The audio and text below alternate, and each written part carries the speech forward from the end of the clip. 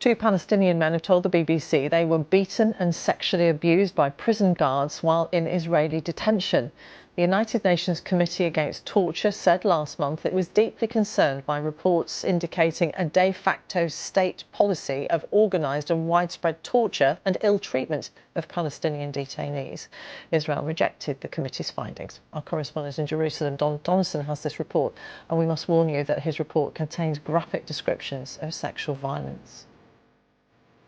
Sami al-Sai is a free man now. He can try to enjoy things in life. But his memory of his time in an Israeli prison still haunts him. While in jail, he alleges the guards raped him with a baton. They were laughing and enjoying it. The guard asked me, "Are you enjoying this? We want to play with you and bring your wife, your sister, your mother and friends here too." I was hoping to die and be done from that, as the pain was not only caused by the rape, but also from the severe and painful beating. Sami al-Sai works in a furniture shop in the Israeli-occupied West Bank.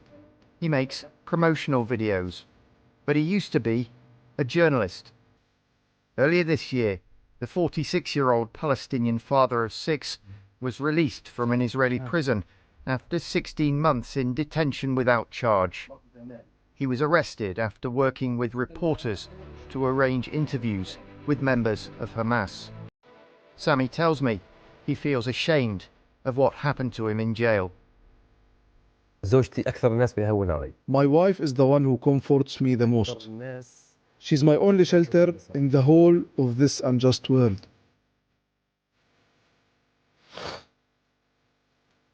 We asked the Israeli Prison Service for a response. They sent us this statement.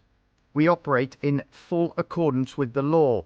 It goes on, "We're not aware of the claims described, and to the best of our knowledge, no such incidents have occurred under IPS responsibility."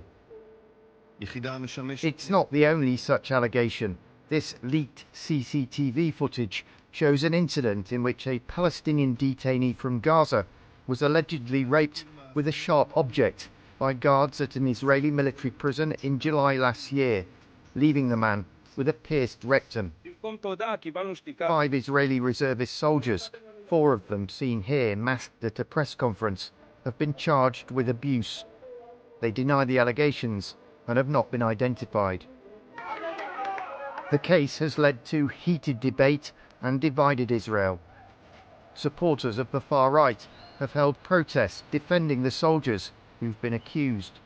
Here, an MP from Prime Minister Benjamin Netanyahu's Likud party is challenged in a parliamentary committee over whether anally raping a detainee is acceptable.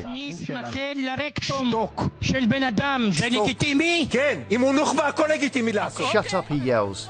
Everything is legitimate if they're Hamas fighters from October the 7th. Everything. A recent opinion poll indicates the majority of Israelis don't think soldiers suspected of abusing Palestinian detainees should be investigated. And these are far from the only allegations of abuse of Palestinian prisoners in Israeli jails. I'm just driving back now through the occupied West Bank, and I've been speaking to a Palestinian man who was jailed for 12 months in January last year for praising on social media the Hamas attack on October the 7th. Now, he says that while he was in prison, he was regularly beaten by the guards, and that on one occasion the guards used a prison dog to humiliate him. They put my head in the toilet bowl, and the massive man stood on my head, so I was bent over. The dog started to advance, and I could feel its breath on my backside. The more I screamed, the more they beat me, until I almost lost consciousness. We asked the Israeli Prison Service for a response, but it did not get back to us. The United Nations, as well as Israeli and Palestinian human rights groups, have all said abuse is now systematic in Israeli jails.